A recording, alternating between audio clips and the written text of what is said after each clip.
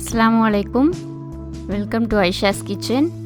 இன்னைக்கு என்ன ரெசிபி பார்க்க போறோம்னா உடைச்ச கடலை வடை. இது எப்படி செய்யறதுன்னு பார்க்க போறோம். இதுக்கு என்னெல்லாம் தேவைன்னா உடைச்ச கடலை, வெங்காயம், காஞ்ச மிளகாய், தேங்காய், தேவையான அளவுக்கு உப்பு. இப்போ ஒரு ஜார் எடுத்துக்கோங்க. அதில் ஃபஸ்ட்டு உடைச்ச கடலையை போட்டுருவோம். நான் எவ்வளோ மெஷர்மெண்ட்டில் எடுத்திருக்கேன்னா ஒரு டம்ளருக்கு உடைச்ச கடலை. இப்போது தேங்காய், காஞ்ச மிளகாய், தேவையான அளவுக்கு உப்பு சேர்த்துடலாம். சேர்த்துட்டு இதை அரைச்சிட்டு வந்துடலாம்.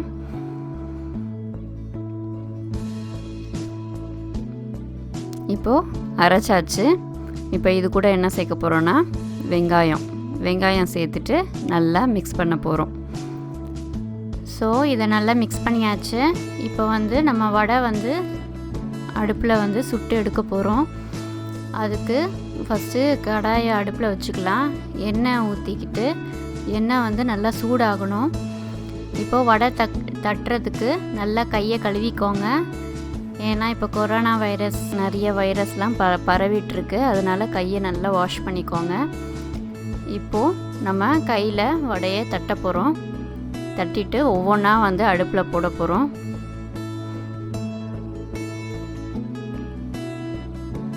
ஸோ இது மீடியம் ஃப்ளேமில் தான் இருக்கணும்.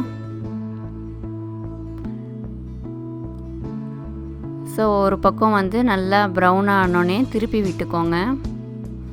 ஸோ இது சாப்பிட்றதுனால போன்ஸ்க்கு நல்லா ஹெல்த்தி. போன்ஸ் நல்லா வலுவாகும். அப்புறம் டைஜஷன் சீக்கிரம் ஆகும். ஸோ இந்த மாதிரி வடை மற்ற வடையை கம்பேர் பண்ணுறதுல உடைச்ச கடலை வடை செஞ்சு கொடுத்தீங்கன்னா பசங்களும் நல்லா சாப்பிடுவாங்க. ஹெல்த்தியும் கூட. ஸோ இது ரொம்ப ஈஸியான ரெசிபி.